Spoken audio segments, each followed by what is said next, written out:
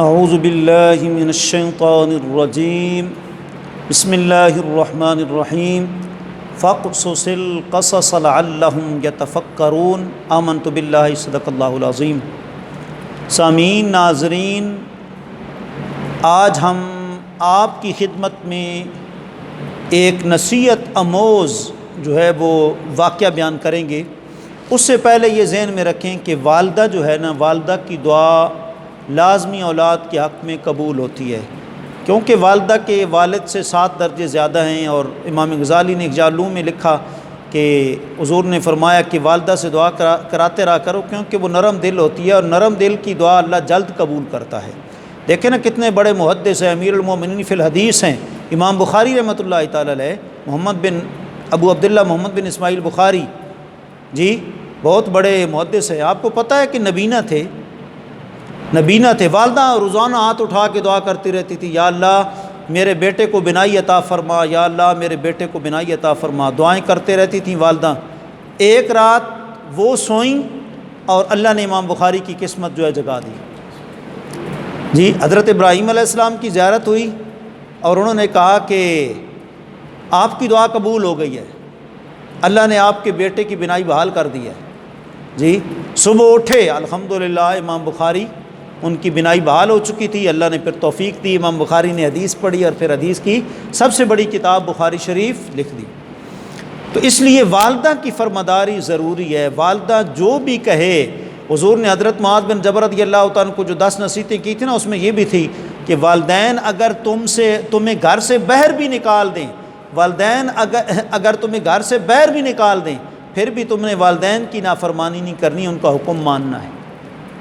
دیکھیں ایک کتاب ہے رفیق القراء الحسان من امت سید الانس والجان، مفتی رفیق الحسنی صاحب کی، اس میں یہ واقعہ لکھا ہے والدہ کا۔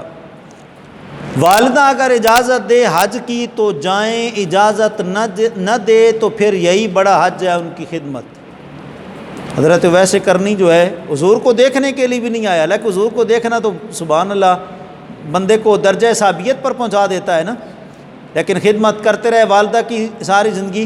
حضور جب بھی اٹھتے صحابہ کی مجلس سے یمن کی طرف چہرہ انور کرتے، فرماتے یمن سے مجھے اویس کی خوشبو آ رہی ہے۔ تو والدہ بوڑھی تھی، واقعہ سنیں، والدہ بوڑھی تھی، بہت معمرہ، عمر رسیدہ تھی، جی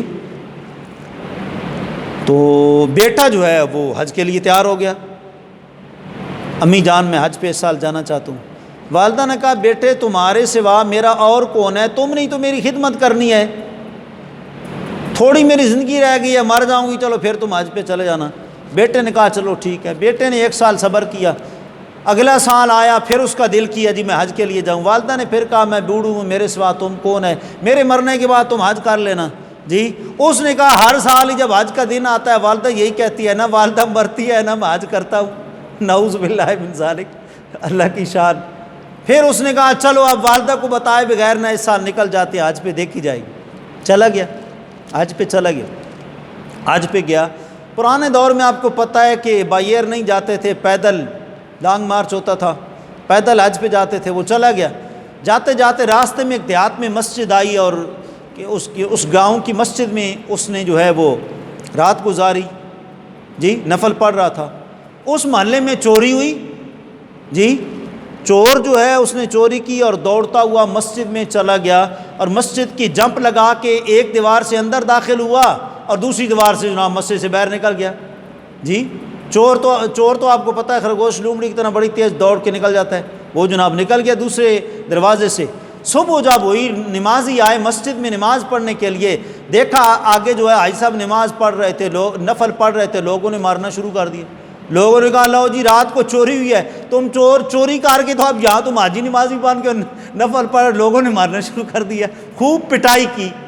پھر لوگ فارغ نماز سے ہوئے، انہوں نے کہا چلو اب اس کا منہ کالا کر کے نا، اس کو گدھے کے اوپر جو ہے وہ سوار کر کے پورے گاؤں میں چکر لگاتے ہیں، اور پھر بتاتے ہیں کہ چور کی یہی سزا ہونی چاہیے۔ جب منہ کالا کر کے نا گدھے کے اوپر بٹھایا نا، جی اس کو چکر لگانے شروع کیے، وہ آگے سے کہنے لگا یہ نہ کہو کہ چور کی یہ سزا ہونی چاہیے، یہ کہو کہ والدہ جسے حج سے منع کر دے اپنی خدمت کے لیے ترغیب دے، جو والدہ کی خدمت نہ کرے، والدہ کو بتائے بغیر حج پہ جائے، والدہ کی اجازت کے بغیر اور یا منع کرنے کے باوجود حج پہ جائے، اس کی یہ سزا جو ہے وہ ہونی چاہیے۔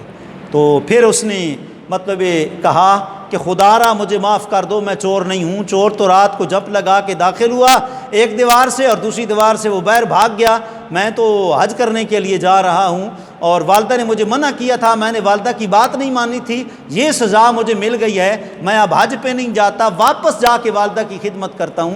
واپس جا کے والدہ کی خدمت کی، جی والدہ نے دعائیں دی، پھر اس کے بعد والدہ جب فوت ہو گئی تو فوت ہونے کے بعد پھر اللہ نے حج بیت اللہ شریف کی سعادت نصیب فرما دی۔ اللہ ہمیں جن کے والدین زندہ ہیں اپنے والدین کی بالخصوص والدہ الجنت تحت اقدام الامہات، سرکار فرماتے جنت ماں کے قدموں کے نیچے ہے، اور عربی میں کہتے ہیں والدہ کو، اور کا معنی کیا ہوتا ہے؟ درخت کی سب سے نچلی جڑ جس پر پوری درخت کی ہریالی موقوف ہوتی ہے، اگر وہ جڑ کٹ جائے ہریالی ختم ہو جاتی ہے۔ والدہ اگر چلی جائے تو رشتوں کی بہاریں، پوری خاندان فیملی کی بہاریں چلی جاتی ہیں۔ اللہ ہم سب کے والدین کی مغفرت فرمائے، جن کے والدین زندہ ہیں انہیں خدمت کی توفیق عطا فرمائے۔ وآخر دعوانا ان الحمد للہ رب العالمین۔